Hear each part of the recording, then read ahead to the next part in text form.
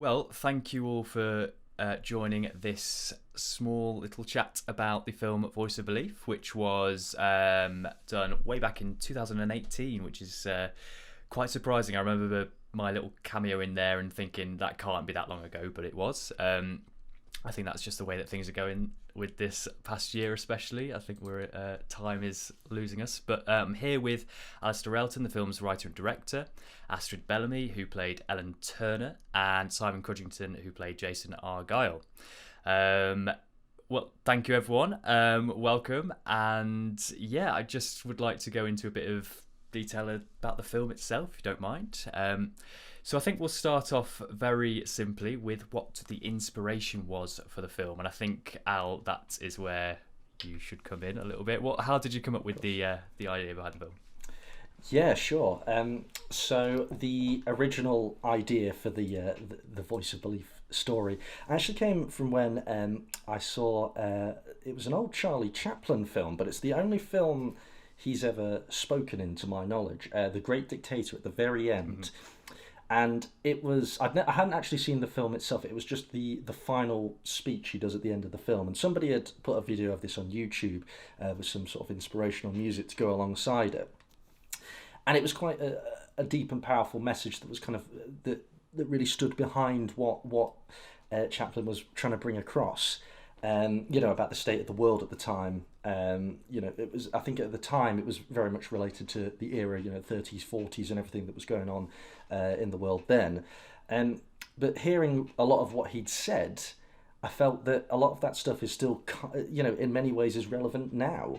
And it was kind of around that era of, wanting to really get stuck in with short films and to naturally progress from between the divide and thinking, how can I take a film to the next level that takes us out of a very confined space and really creates this whole world essentially, while still keeping that key message of hope and unity, which had really inspired me when I'd watched that video, and that is kind of where Voice of Belief comes from. It's a tale of two people from different ends of the spectrum coming together to understand each other's viewpoints, and to deliver that powerful message at the end of the film, which speaks to the audience. When you first told me about Voice of Belief and that you wanted to make it and everything, and you said that was the inspiration, you can see it with the finished piece, and I can definitely see that inspiration in it. And that final speech, which if you've watched the film, any listeners, you will definitely be able to, if you put them side by side, it is just, I think, a really nice setup to rekindle what Charlie Chaplin was trying to say in that, and it's just so powerful, which is credit to the performances as well. One of the things which really impresses me about the film, especially rewatching it, having done a few films since with you, Al, and even you, Simon, worked together, is just the scale of it and just how many people were involved, and all the props and everything, and all the it's a massive film, especially for the low budget. And I'll ask you guys, Astrid and Simon, in a little bit just how that was for you. But Al, how was it to get all of those resources available to use on some quite difficult hours, I might say, and I think we can all say it was quite an interesting way to work. Yeah, it was a very ambitious project. Yeah. As a kind of, I knew it was going to have to be, and to really explore what the possibilities were, it was a case of, so first it was acquiring the location. So put out some inquiry emails, who could possibly help us out, and very great organisation, Grantham Estates, they came back to me and said, look, we've got this warehouse, we're not using it, go in, film, we'll give you the keys. It was the most generous deal I've ever had, in the indie filmmaking scene. It was so good of them to give us this location, which the warehouse acted as the sort of the bunker for the actual film. It gave a great look, and it was kind of quite dilapidated as well, so it really fit the tone of the film as well. That was stage one, and then it was about getting props and the scenery and having enough to kind of make it all fit together. So myself and my friend Craig, we would sort of scour Gumtree and see what we could find, whether it be old pallets or old metal machinery, and we'd be driving around Lincolnshire picking up all these odd bits and ends, which then ended up being props and barricades in the actual film set itself, which Abigail Wardle, our set designer, then sort of set up this great sort of main staging area that was kind of like the life and soul of the Jason Argyll movement, which then I filled with extras and more life alongside it. Incidentally, that was one of the biggest things about the film. Was I'd gone from Between the Divide, which was like an 8-person team, cast and crew complete, to a Voice of Belief set, which at its peak, I think it was just shy of 25 people on set. So it was always very packed, and it was always very lively, and it was interesting kind of keeping spirits up, especially like you say with the unusual hours, because they always had to be filmed at night, because we were supposed to be underground. So you were working from like 9 o'clock till 7 a.m. the next day, and that lasted for a full week, and that was quite challenging. So it was important to keep spirits up on set. And then I think, aside from that, a lot of the prop design, I'd done a lot of it myself. So all the guns you see in the film, they're all toys. Obviously, they're not easy to come by, real guns in the UK anyway. And I'd sort of set them all up in the garage and spray painted them all and added a metallic sheen to make them look realistic, but it was so much fun being able to really just immerse myself in that world. And what I hope is that everyone on the set kind of really became part of that world for that week as well, just to kind of really lose ourselves in that environment. It was great. Definitely, I will agree with very ambitious, all those resources together, and seeing it actually coming onto set. So we'll bring in the other two now, who's been patiently listening to what Al's been saying. But obviously, you guys have such a massive part in this film as well, and I just want to. I mean, we can all kind of speak here, Al, as well, because this will be your side as well. But how did you get involved with the film? How did you find it, basically? Well, I think from memory serves, it was on Mandy website, casting website. Saw the blurb on there. Thought that sounds very interesting. It gave a little bit of flavour about the idea of the 1% and the themes of the film. And Jason Argyll, I thought that sounds like an interesting role. So I applied. Thankfully, got an audition request from Al. And the audition request was, I think, a 3-page monologue. And I thought, oh, this is going to be difficult. And then I started reading it and thought, wow, this guy's a good writer. And this is the Charlie Chaplin-inspired kind of end speech in the movie. And that was one of the most fun auditions to do. It was a self-tape at home. But I really gave it my all. And I think, it paid off because Al hired me. So, yeah. Yeah, used to having long monologues from Al, but yeah, they're good. So, and was it the same sort of experience for you, Astrid? Yeah, similar. It was also through Mandy. So, yeah, I was lucky to be offered the audition. I remember part of it was a script, and then part of it was an improvisation. And I remember thinking, okay, this is a challenge, and I think I kind of stepped up to it, and I actually ended up, I think it's when you kind of push yourself out of your comfort zone that it's on the other side you can really kind of feel like you've achieved something. And I felt like I got into it, and I felt, yes, this is like the role that I really, really want. And Al was like super, like, I don't know, I could just tell that there was like, he had a lot of passion for the project and a lot of ambition for where he wanted it to go as well. And so that kind of coupled with the script, I was just like, yes, definitely, I'll sign up. Those kind of auditions where you do the self-tape and you enjoy it and you move on, but then the ones like this where you really feel it, there's something to it where you know this is a good one. You want this one. Yeah, I felt the same exactly. Oh, brilliant. Yeah, that's always a good feeling. Yeah, I can echo that for sure. And Al, what drew you to them as well?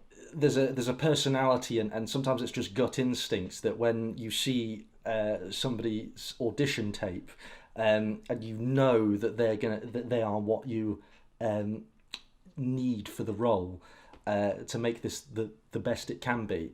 And Simon and Astrid both produced that. With you, Astrid, it was very you really sort of got the whole soldier on the edge, really trying to save her brother, but not sort of overplaying it. You were still very much the introverted soldier, which was perfectly fitting, and that came across really strongly in the audition tape. And then on the other side, Simon, yours with the sort of the real extroverted Jason Argyll, who is still, he's a very strong leader. He needed to come across as, very principled and valued, and that really came across in your audition. But actually, your improvisation piece unlocked the whole the backstory and the backstory to Jason's character. And one of the things that was great about what both of you did with these roles was to make the characters your own, develop these backstories that then helped fuel your performance and really enhanced it. So yes, Mark, that's why they got the parts. Yeah, in this case, for example, the idea of the 1% and that very relevant idea of there are some people in the world which just are controlling everything and have more than the others and are making life worse for other people. Whether that was an easy topic to get to grips with, or did you find both the actors there something relevant in that you could draw on? I mean, was it easy to get the emotions right? Was it? Yeah, did it relate to you in a way that it certainly did to me, especially having watched it? I almost really wanted to have a go at myself about finding how it made me react. I mean, was it easy to grab that? I think for me it was starting with the backstory to get to that. Yeah. Because so we've got this great character, but it was a case of dissecting the script. Every word chosen by this person, by Jason, in this brilliant sort of scenes one-on-one with Astrid's character, Alan Turner. And it's dissecting why would he use those words, and I kind of got into this whole story about not how he just became this massive person with this billion followers fighting against the sort of way of the world and the wrongs. It's how did he get there? And I think I sort of created this story about he was into photography as a child, what his parents were like, what kind of education he had. I created this whole backstory, which is not in the film, that he was a war zone photographer and he saw the horrible hells of politics and governments and war. And he had a woman he loved who died. And there's a little bit in the film. The only thing really is there's a camera roll that you see in one of the scenes that says the name Sarah on it. And there's just one scene where he's holding that. But for me, it was using these created history to apply to the character in the scene. If I'm asked why am I doing this, I really am thinking back to the Sarah who I lost and the war zones I was in that sort of imagination of the acting. It's really interesting, yeah, because there isn't actually. Jason Argyll is quite a mysterious guy, even though he has this massive amount of influence and he is this personality figure. There isn't a lot about him given. It's more kind of what he stands for. But yeah, it's a really, really interesting way of bringing that extra touch to the role and making it more human. And with Astrid, your character, with Ellen, there is a little bit more to it, and there is a bit more of an emotional stake, which is, I think, probably a bit more obvious, which is more grounded in a very relatable thing for everyone, which is your brother.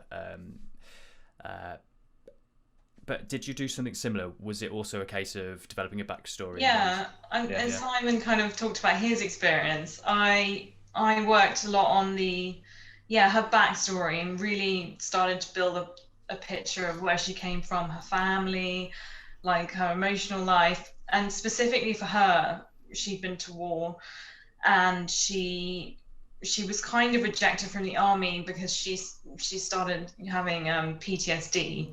So for me, I kind of had to go through the kind of her emotional journey of developing PTSD and what that meant for her. So it was, I did quite a lot of research on PTSD and watched, lots of videos of people that have suffered from it to kind of understand.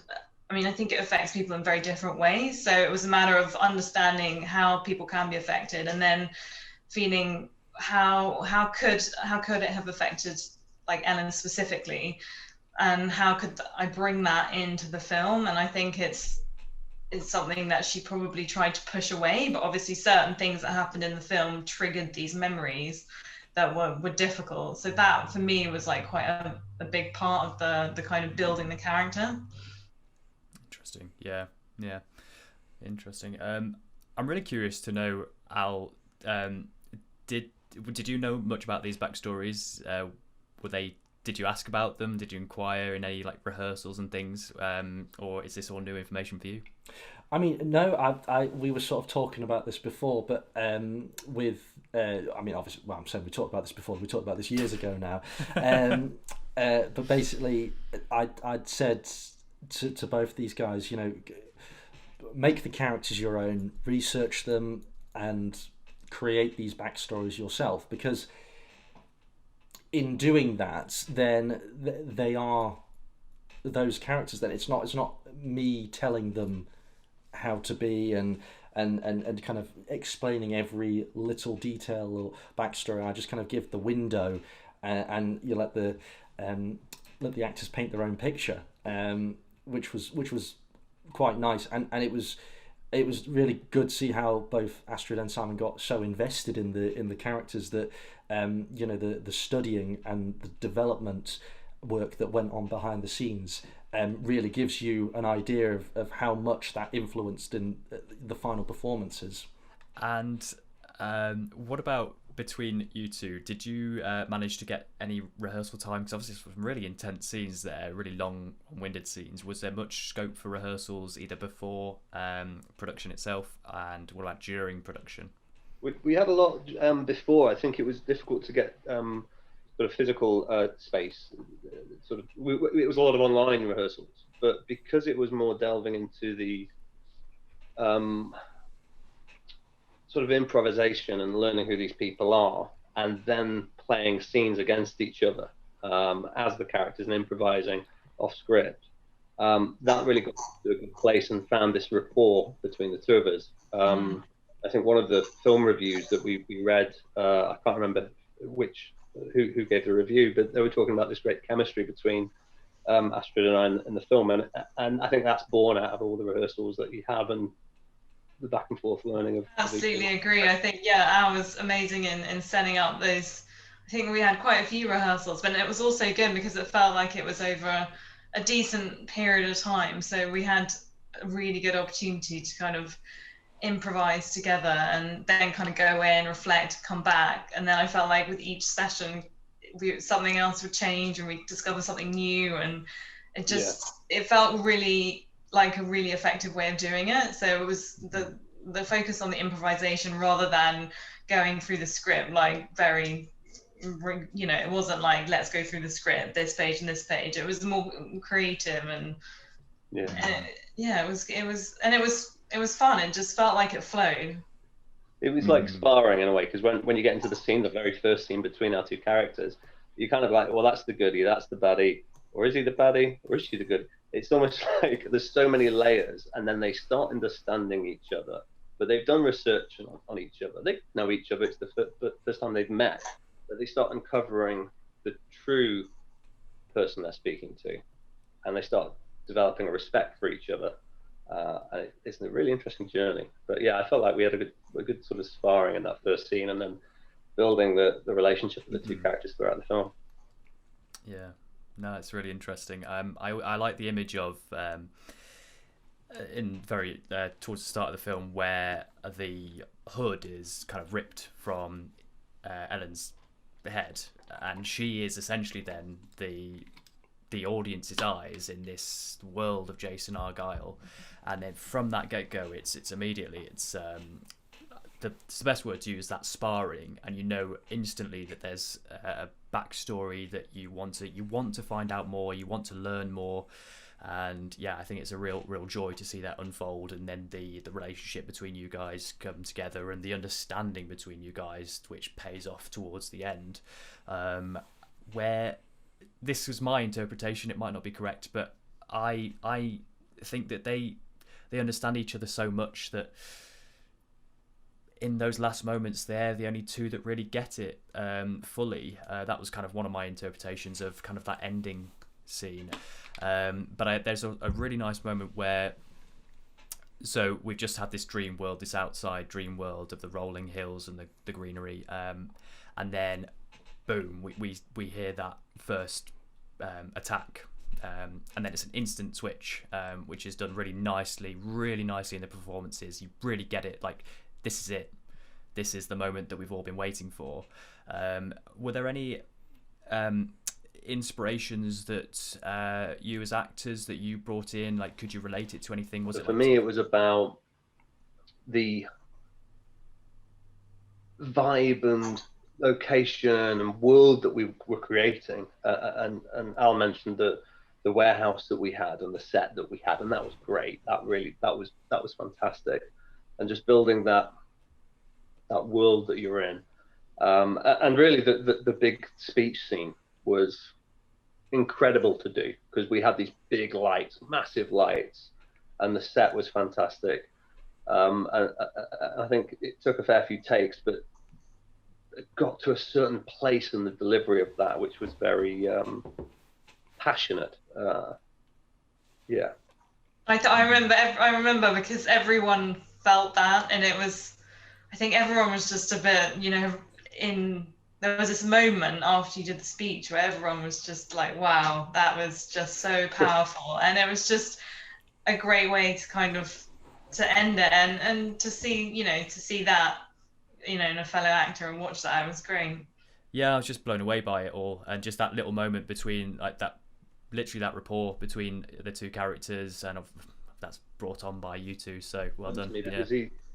The whole Jason, everything was so serious, and like I said before, the weight of the world on his shoulders almost, but the moments of lightness and almost smiles from that character was always at Ellen, and it was never going to be available to anyone else, even though these followers that he loves dearly, Tom, his sort of lieutenant in arms, his best friend, he loves dearly, but the warmness, the smile that he brings, it was to Ellen, and it was only after that short encounter that they had. I like to think of it because sort of, and this wasn't something that I sort of picked up when I wrote it, actually. This is kind of came afterwards, but the relationship between Ellen and Jason, I sort of feel like Ellen was the one person who called Jason out on what he was doing and the implications of it.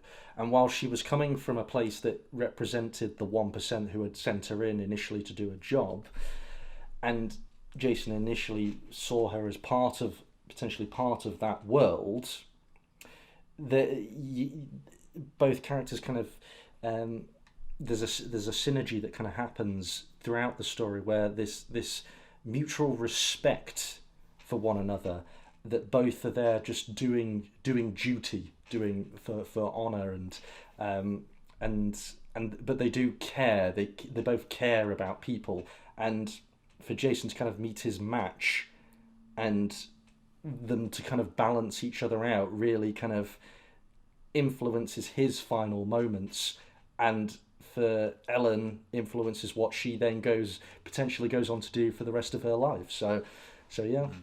Yeah, I find that interesting, is the way that they influence each other, and the way they kind of offer a mirror to each other, and they're coming from completely like the opposite, spectrum, but they're able to kind of open the other one's eyes more.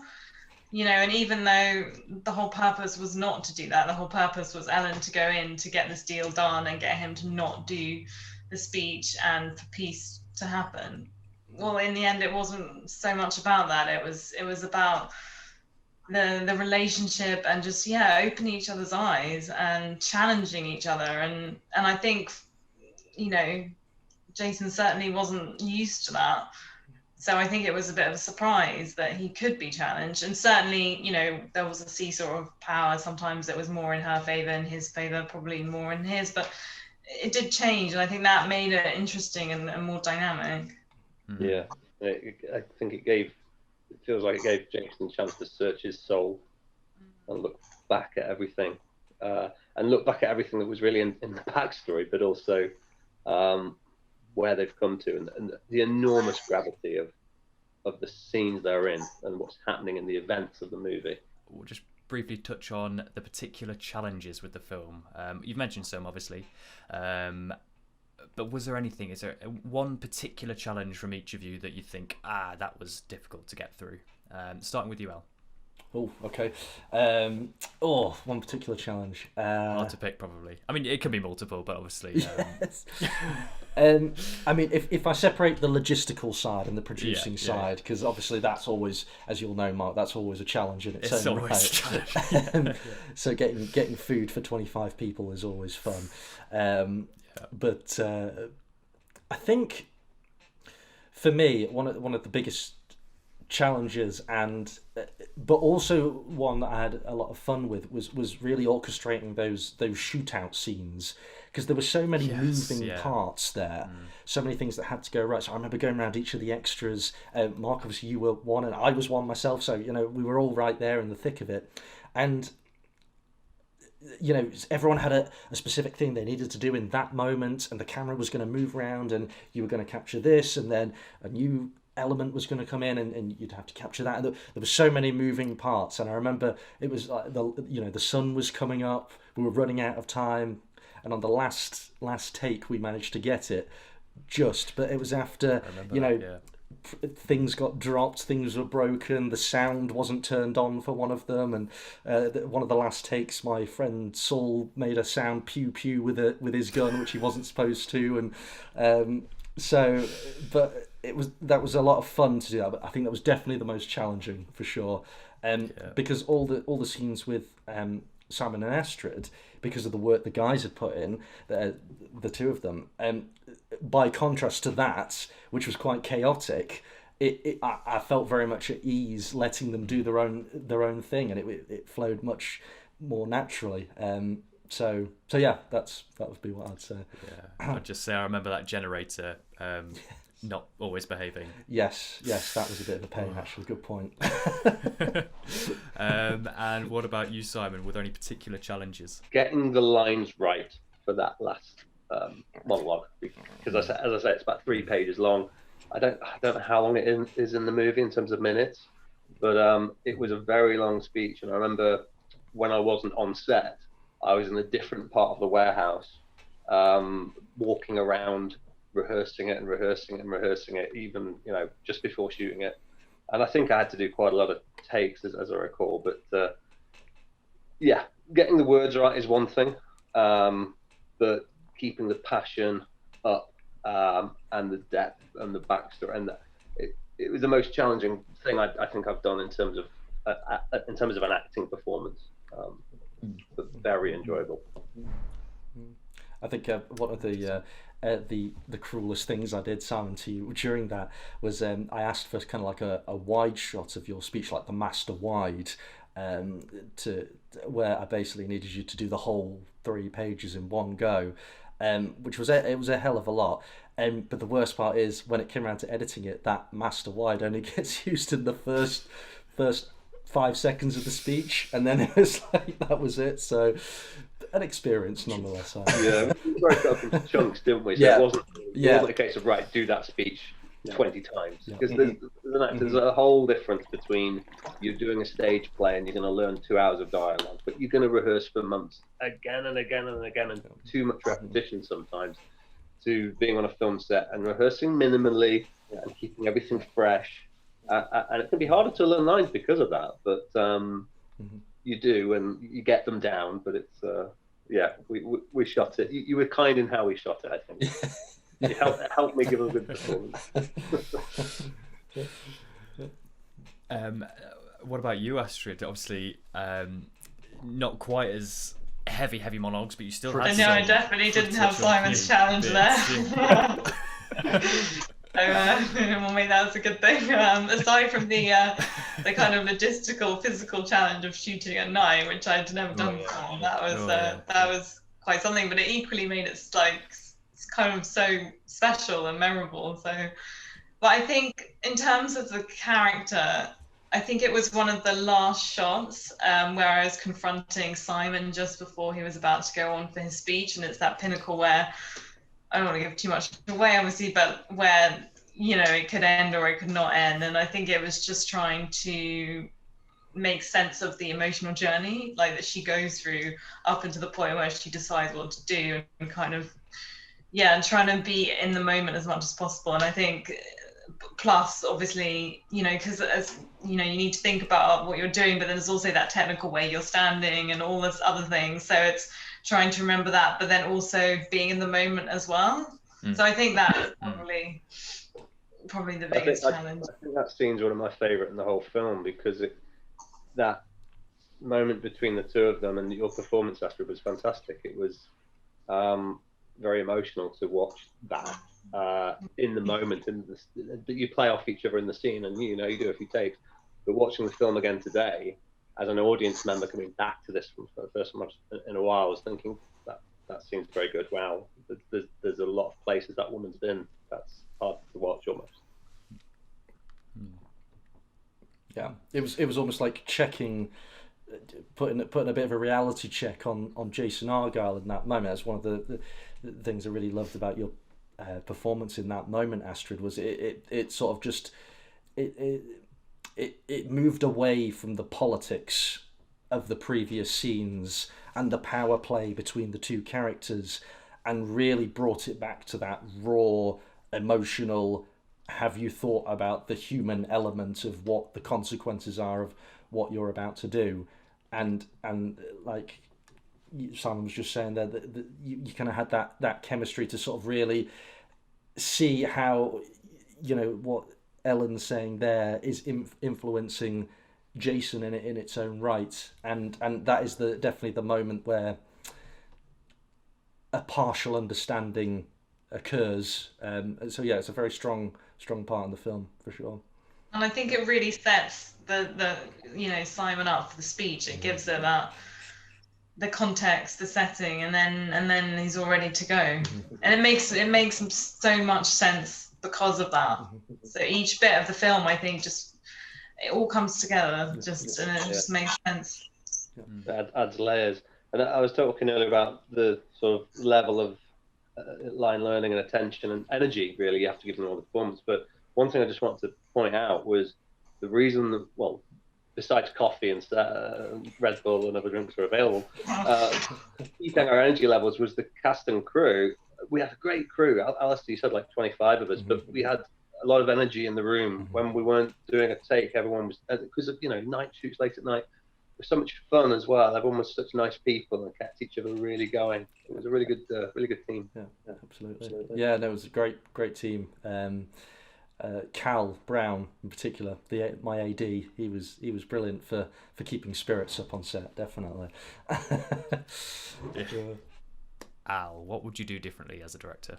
I think for me that the opening scene where they're sat down opposite each other and talking to each other, I think I would have loved to have made that more visually stimulating, or maybe just really strip back on a lot of the dialogue in that moment and leave a lot of the kind of bring a lot more of the show than tell aspects to that initial opening, because the second half of the film explodes with emotion and passion and is certainly, in my opinion, the stronger half of the film, sort of after they've gone outside of that initial starting room. So if I could redo that scene, adapt it from a writer's point of view, and then reshoot it in a slightly more visually stimulating format, that would be something I'd definitely do differently. Yeah. And I think the beauty of the characters is that there's so much that you can show just by their nature and who they are. So yeah, I mean, I think you're well placed if you want. We're ever going to do that in order to do it, but I mean, it comes through really nicely already. So it's just building on what is already really good. So I think it awesome. would make. Sorry, just before you go to the others, I think it probably would make quite a nice potential feature film, and also maybe a mini series as well. You could see how that could be expanded out for both characters. I have an idea floating around for that, but you know, we'll see what comes in the future. Simon, what would you have done differently, if anything? A tough question. I don't know. I mean, I could almost say get into politics a bit more, get into the world issues a bit more, dive into some of those, because I mean, like I said, I've created the backstory and I use some of my own personal experiences of not obviously I've never been in that situation, but you find, how can I find something similar to me for that emotion or for that emotion. I worked on it in that kind of way. I would have loved it to have been a feature movie and just to have more, and it is a dialogue movie and there is action, but to have had more, I just love that character, and every scene I watched today I was like, oh, I want to go back and make that again. Not redo it, but I mean, just if it was a feature it'd be incredible. I love it. Awesome. Astrid, what about you? Well, I think in terms of Ellen's background as a soldier, I think maybe I would delve more into that, at least in practical terms, you know, what that means, like what you have to go through practically. I mean, obviously I wasn't going to do like a military course, but in handling guns, for example, I mean, it was quite a new experience, although it was not a real gun, but just to handle a gun. So I think maybe it could be something movement related, and, you know, being in that military sphere, because obviously when you hold a gun and you've been a soldier, it's a very different experience from just, you know, picking one up. So maybe it would have been something. Hopefully there'll be something more for these characters in the future. I would love to see that, and I think a lot of people will. Al's working on it, as we've heard. So if Al says he's working on something, it usually means it's going to happen. So watch the space. Thanks for having me as a host, and I hope you got a lot out of that, guys. Yes, thank you very much, Mark. Really appreciate it. That's all right. So yeah, well, we will conclude with just a very quick statement to all of those of you who are listening and watching this. Or thank you for listening and watching. If you would please look in the description box below, you will see a link to the film. Feel free to view, like, subscribe, comment. Would love to hear feedback on this film. There was a lot of great work went into this, and very excited to share this with everyone. So thank you.